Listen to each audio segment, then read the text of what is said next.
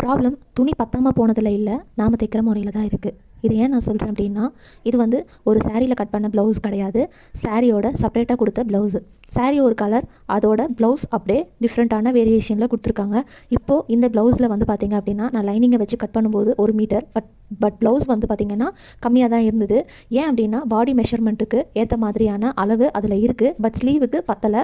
அப்படி இருக்கும்போது என்ன பண்ணணும் அப்படின்னா, இந்த ப்ளவுஸோடைய பீசஸில் பார்த்தீங்க அப்படின்னா ஃப்ரண்ட், பேக், ஸ்லீவ், பட்டி பீஸ் இது எல்லாம் கட் பண்ணது போக எனக்கு வந்து நாட்டில் வைக்கிறதுக்கு தேவைப்படுற துணி பத்தாமல் போயிடுச்சு.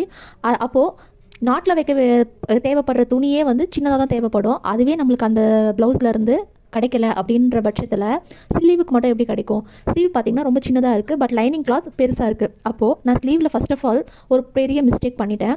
இது வந்து பார்த்திங்கன்னா ராங் சைட்லேருந்து லைனிங்கை வச்சு மடித்து அடித்து தைக்கணும். பட் நான் என்ன பண்ணியிருக்கேன் அப்படின்னா, ஒரு ஸ்லீவை வந்து அந்த மாதிரி வச்சு தைச்சிட்டு இன்னொரு ஸ்லீவுக்கு பட் சைடு ஜாயின் பண்ணும்போது நம்மளுக்கு துணி பத்தாமல் போகுது அப்படின்னும் போது நம்மளுக்கு எக்ஸ்ட்ரா துணியும் அந்த ப்ளவுஸ் பீட்லேருந்து கிடைக்கல.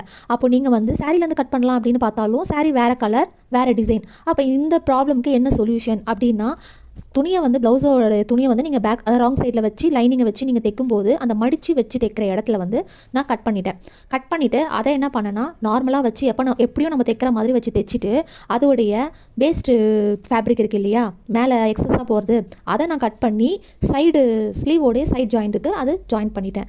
இப்போது ப்ராப்ளம் என்ன அப்படின்றத நம்ம தெரிஞ்சுக்கிட்டால் மட்டும்தான் நம்ம அதுக்கான சொல்யூஷனையும் நாம் கற்றுக்க முடியும். ப்ராப்ளம் என்னன்னு நம்ம தெரியாமலே சொல்யூஷனை தேடுறோம் அப்படின்னா அது கரெக்டாக நம்மளால் கிளியர் பண்ண முடியாது இல்லையா. ஸோ பிகினர்ஸ்க்கு பார்த்தீங்க அப்படின்னா இந்த மாதிரியெல்லாம் கட்டிங் இருக்குது அப்படின்னு அவங்க தெரிஞ்சுக்கிறத காட்டிலும் இந்த மாதிரியான டிப்ஸ் அண்ட் ட்ரிக்ஸ் இருக்குது, இப்படியும் நம்ம துணியை வேஸ்ட் பண்ணாமல் இதிலருந்தும் நம்ம வந்து எக்ஸஸ் துணியிலருந்தும் நம்ம மெயின் ஃபேப்ரிக்கு நம்மளால் வைக்க முடியும் அப்படின்றத மெயினாக அவங்க தெரிஞ்சுக்கணும். அப்படின்றதுக்காக கூட இந்த வீடியோ அவங்களுக்கு யூஸ்ஃபுல்லாக இருக்கும்.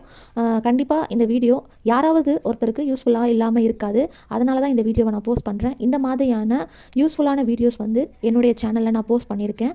இது வந்து பார்த்திங்க அப்படின்னா ஒரு ப்ளவுஸ் வந்து லைனிங்கோட எப்படி கட் பண்ணி ஸ்டிச் பண்ணுறதுக்கான வீடியோ நான் இது வரைக்கும் என்னோடய சேனலில் போட்டது கிடையாது.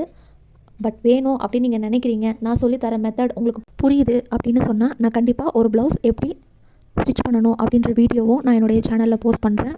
நம்ம கற்றுக்கிட்ட விஷயம் நம்ம துறையில் இருக்கிறவங்களுக்கு அது யூஸ்ஃபுல்லாக இருக்குதுன்னு சொன்னால் அதுவே ரொம்ப பெரிய விஷயம்.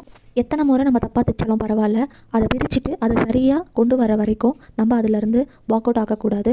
இந்த டிப்ஸ் வந்து ரொம்ப முக்கியமான ஒரு விஷயம். நம்ம தைக்கிற தையல் துறை ஆளுங்களுக்கு நான் சொல்கிறேன், இது பிகினர்ஸ்க்கு ரொம்ப யூஸ்ஃபுல்லான ஒரு வீடியோவும் கூட. ஏன்னா நம்ம தைக்கும்போது கண்டிப்பாக தப்புகள் வரதான் செய்யும். அந்த தப்பை தொடர்ச்சியாக செய்யாமல் அதை நம்ம எப்படி சரி செஞ்சு கரெக்டாக கொண்டுட்டு போகிறோம் அப்படின்றதுல தான் இருக்குது நம்மளுடைய ஸ்கில்லே. ஸோ இந்த வீடியோ உங்களுக்கு யூஸ்ஃபுல்லாக இருந்தது அப்படின்னு சொன்னால் யூஸ் பண்ணிக்கோங்க. என்னுடைய சேனலில் இந்த மாதிரியான வீடியோஸ் நிறையா வரும். வீடியோ பிடிச்சிருந்தால் லைக் பண்ணுங்கள். தேங்க்ஸ் ஃபார் வாட்சிங். பை.